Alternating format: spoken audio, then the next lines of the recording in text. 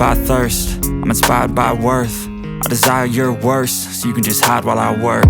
I ain't tired, you first. I'll write a second, third verse about the lies you go disperse. You never did shit, I know it hurts. Something deep inside won't let me